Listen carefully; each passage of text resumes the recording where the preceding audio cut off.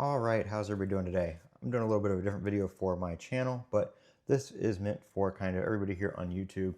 And I want to comment on the auto auction rebuilds matter. And I know if Randy sees this video, he's going to come in here and leave some smart ass snide comment. He's done it on my channel before, and he's done it on other channels that have made videos on the topic in the past couple weeks. So I watched OC Motivator's video.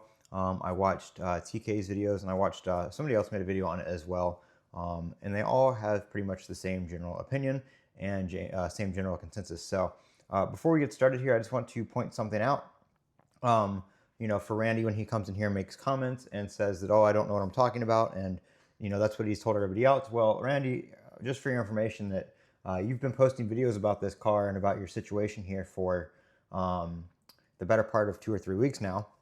So all the information that I have has come from you. So if anything is wrong, then maybe you should stop making videos on it, or put out the right information. So he's talking about how he's $40,000 upside down on these vehicles, or on this one vehicle, and that his CPA told him, oh, that's you should just roll the negative equity over. Like, I don't know what kind of financial advisor you have, or what kind of financial advice you're getting, but I don't know in what world it's smart for you to be buying and trading vehicles so often that you're in the past couple of years, you've acquired, $40,000 in negative equity, and you keep rolling that over to something else.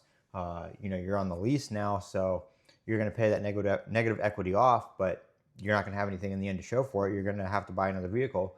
You're not going to have anything to trade or anything with any equity. You don't own anything now. You're basically paying to rent a car for the next 3 years. So that being said, it doesn't seem very smart to me. I mean, he's buying and trading cars so much. He likes to boast about how he makes $500,000 a year, and he's making $40,000 a month, and has all this money, and money's not an issue, and all this kind of stuff. But he can't seem to pay these cars off when he trades them in, and he trades vehicles, so much for these videos, and he buys a car, and 3 months later he's tired of it. He's already talking about on the Charger how he doesn't care if he gets the lease or not. He's already, you can already tell the honeymoon period's worn off at the car, and he could care less whether he gets to keep it or not. And he's already finding all these issues with it, that he doesn't like it. Oh, it doesn't, the range, the charging, the reliability. Same thing about the other Ram. He bought this. He's like, oh yeah, this is a new platform, new engine for this platform, and all this kind of stuff. And I'm gonna test it for you guys and make videos on it. Well, it gave him a couple problems, and he sent it down the road, upside down on it and everything. He didn't keep it in the long term to make a review on it. He made a review on it in the first couple weeks, with the issues that it had right up front, and that was that. So, I don't know. He works on these cars, and he doesn't know anything about cars. Like, if he needs any kind of detailed work done, engine stuff, he's got to have somebody help him. He can barely change the oil. But yeah, all these videos you can see here on this car, he likes to say that people are making these videos for views, but that's exactly what he's doing here. He's clickbaited the shit out of this one, talking about how Stellantis called and they want to buy his Charger back, and they never talked to him. The only time they called him was to verify his phone number, and he cussed him out.